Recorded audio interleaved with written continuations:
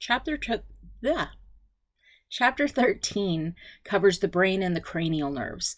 Now, if you think back to Chapter 12, when I was talking about it, I said you had central nervous system and peripheral nervous system. The spinal cord being central, the peripheral nerves were the spinal nerves that we talked about. Here, we've kind of got that same format. The brain is the cranial nerve. The brain is the cranial nerves. Jeez Louise. I'm sucking today. Sorry, guys. The brain is the central nervous system, and the cranial nerves are the peripheral nervous system. So, outline of the chapter. There'll be a few slides in here that aren't really essential that you know, but I'll go through those with you. I just think it's kind of cool to see the development of the CNS, even though I'm not going to test you on it. So if you go back to Chapter 12, this is actually the same exact slide as what you had in Chapter 12. The central nervous system is made up of the brain and the spinal cord.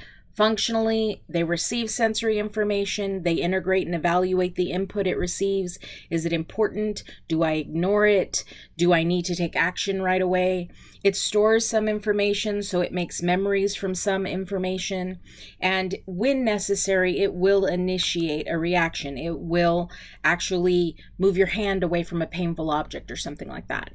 Now, the PNS, the peripheral nervous system, is the nerves and the ganglia outside of the CNS. In other words, it's the lines that connect everything together, either to your spinal cord or your brain. Remember that the ganglia are just where the cell bodies are. Since we're taking and weaving together a whole bunch of neurons, if you have a neuron meeting another neuron, that diameter changes. So functionally, what does it do? Incoming and outgoing information. It carries signal from the body into the brain or to the spinal cord, and it takes information from the spinal cord or the brain out into the body. That's pretty much all it does. But since you've seen this twice, you should know that it's important you understand this. So the brain. The brain is part of your central nervous system, and it is housed in the cranial cavity. In other words, that space that you have inside your skull. The control center of many of the body's functions. A lot of what we can do as human beings to maintain our homeostasis is determined by our brain. And it's made up of 4 parts: the brainstem, the cerebrum, the diencephalon, and the cerebellum, the diencephalon, and the cerebrum. So the brainstem itself actually has kind of 4 pieces to it: the medulla oblongata, the pons, and the brain, midbrain. There is something called a reticular formation, but it's not just one structure. It's actually kind of through the other 3, which we'll talk about. And then you've got in your peripheral nervous system, in your PNS, so this is CNS, on your brain or with your brain. Cranial nerves are PNS. There are 12 pairs in total. Remember when we talked about the spinal nerves, I said we have pairs because we have one on the right side and one on the left side. This still holds true for your cranial nerves that are coming out of your brain. 2 arise from the cerebrum, 9 from the brainstem, and 1 from the spinal cord. So, development of the CNS. You do not need to know this for your exam. I just think it's kind of neat to see an early embryo with the nervous system starting to develop. You can see here, let me erase that. You can see here that this is one continuous piece of tissue. There is no kind of stop between the 2, and even as adults, there really isn't. The spinal cord and the brainstem of the brain are connected to each other, and to be honest, they look so alike from the outside. The only way you can tell where one ends and the other begins is the appearance of the butterfly. So that's kind of interesting. We actually only start with 3 parts: the prosencephalon, the mesencephalon, and the rhombencephalon. As you get to the late embryo, you can see that it's starting to evolve. The prosencephalon turns into the telencephalon. The optic vesicle, which you can see kind of peeking out here, those are actually what will become your eyes. And then the diencephalon in the middle, which is this green area here. The mesencephalon stays the mesencephalon. The rhombencephalon turns into the metaencephalon and the myelencephalon. Now, this is an adult brain. See the pink of the telencephalon? That actually becomes the cerebrum. Okay? I'm going to erase this up here. The diencephalon actually does stay the diencephalon, and it's kind of embedded dead center in the middle of the whole entire brain. So if you think of a Tootsie Roll, and the Tootsie roll that's, or Tootsie Pop, I should say, and the Tootsie Roll that's in the middle of it, it's kind of up the top of the stick and then the candy surrounds it. That's kind of the diencephalon. The mesencephalon here actually becomes the midbrain. So this little area that you see right here, that little stalk right under the diencephalon, right under that bright green area. Okay. Now, funny enough, I noticed this last time that I did videos. On my video, what I'm pointing to actually has a big hand on it, and you guys are seeing a dot. So I'm hoping you can see what I'm pointing to, because I'm going over it 5 gazillion times right now. Now, also coming, I'm sorry, not also coming, the metaencephalon, this part right here, this actually gives rise to both the cerebellum, the little broccoli stalk that you have back here, okay, and the pons, okay. Then you've got the myelencephalon that creates the medulla oblongata. Again, this is not on your exam, but I just think it's kind of interesting to see that evolution and how these parts come to be. So the brainstem, we're going to start at the bottom. So we're going to start down here, okay? The brainstem has the midbrain, the pons, and the medulla oblongata. And we'll talk about the reticular formation in a bit, but the detail of that will be in chapter 14. So it is the part that connects to the spinal cord. It is the continuous edge of that transition. It is responsible for many essential functions that your body has to have. I can do massive, massive damage up here at the cerebrum, the pink part, and you'll live through that.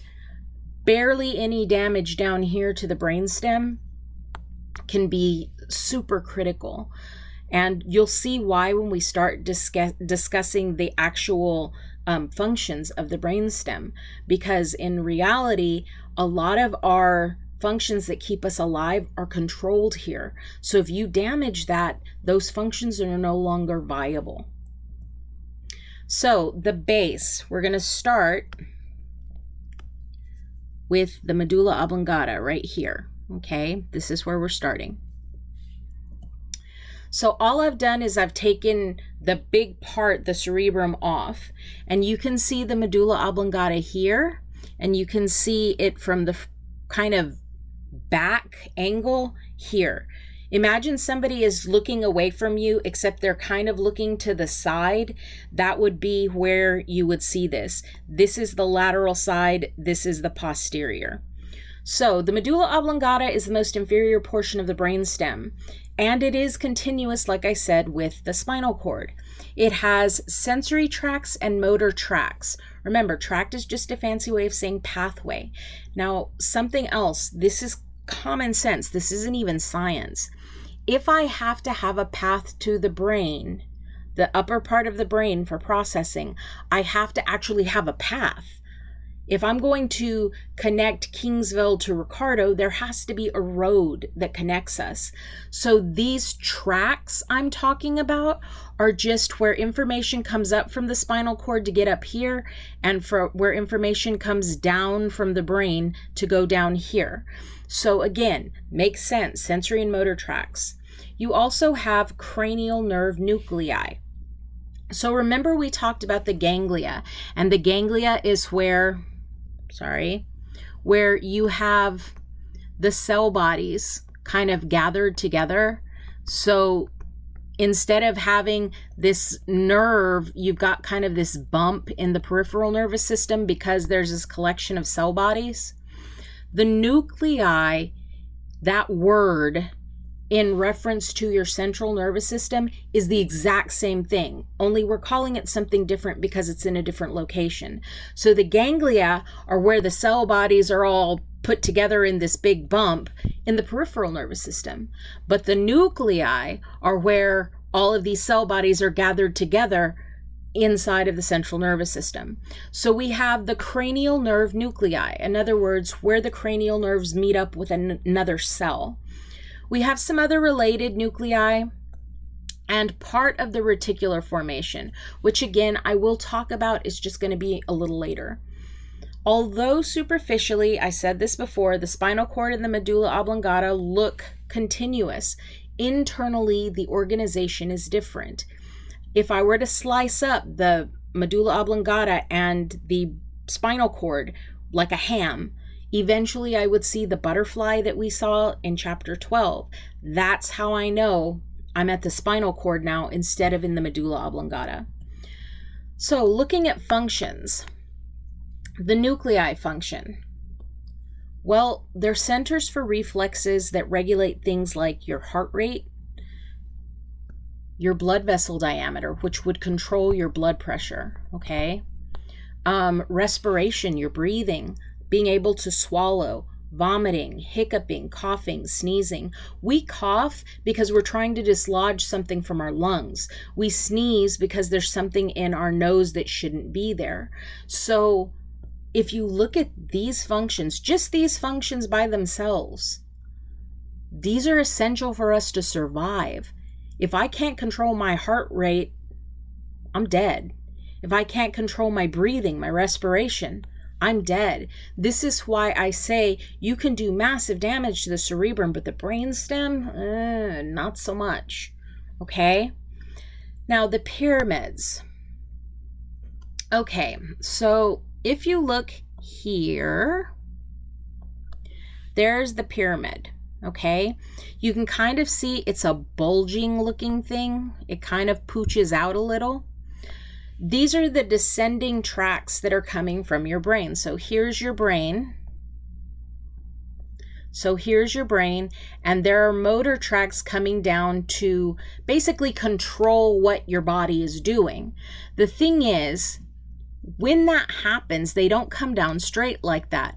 This side actually goes to that side of the body, and this side actually goes to this side of the body, okay? Now, as that happens, and they cross over, that is where that pyramid is, okay? This is also one of the reasons why when somebody has a stroke on the left side of their brain, the motor or movement function is usually affected on the right side, because the opposite half of the brain controls the other side of the body. So it's not like my right side controls my right side controls my left. My left side doesn't control my left side, it controls my right. But that crossing over, also known as dissociate, if you want to be all fancified about it, basically means that that conscious control of skeletal muscle is controlled by the opposite half of the brain. Now the olives. Okay, I'm going to, again, erase what I've been drawing. You can see part of the olive here. This one is actually completely blocked off just because of that nerve that's coming out right there. But if I turn it around and you look at it from the back, right there, do you see that kind of lump? It looks like half an oval. That's the olive. Okay, this is the part of your brain that involves functions like your balance, your coordination, even modulation of sound in your inner ear, the control of sound in your inner ear. If you think about it, if you've ever been hit in the back of the head really hard, you hear that bing, and there's like that ringing. One of the reasons that happens is because you kind of messed with this. Another thing, if you've ever seen a dramatic soap opera or telenovela where somebody hits somebody in the back of the head and all of a sudden they start the stumble step, and then they lose consciousness. Well, that balance and coordination that I'm talking about, yeah, again, you kind of scramble it when you hit somebody in the back of the head like that. The pons. this is the pons right here, okay, from the front. Kind of looks like a little butt, right? So the pons from the back, you can kind of see this here, okay? It is superior to the medulla oblongata, so it's above the medulla oblongata. It also contains ascending and descending tracts. Again, not a real big 411, considering that this is the part of your brain that connects the top of your brain to everything else. I have to have roads that connect the bottom to the top and the top to the bottom. So those tracts aren't surprising. I also have something called the Pontine nuclei. It actually relays information from the top of my brain, the cerebrum, back to the cerebellum. So I'm going to go back just so I can show you what I'm talking about. So here's my cerebrum. Here's my pons, okay? If you look, this is my cerebellum. This being the relay center to go between these things, to go from up here to back here and down here to up here. That makes sense. It is a relay center that does actually, just looking at it, it makes sense because this is the connecting point. Oops. Also, in the pons, I have something called the Pontine sleep center and the respiratory center. Okay, I've got the sleep center and the respiratory center. Now, this is really important. Remember I said brainstem, you damage that, you're going to be in trouble. Well, this basically helps you to control your breathing. If I damage that, I can't breathe anymore. So again, it's essential that this functions properly. Now, the midbrain.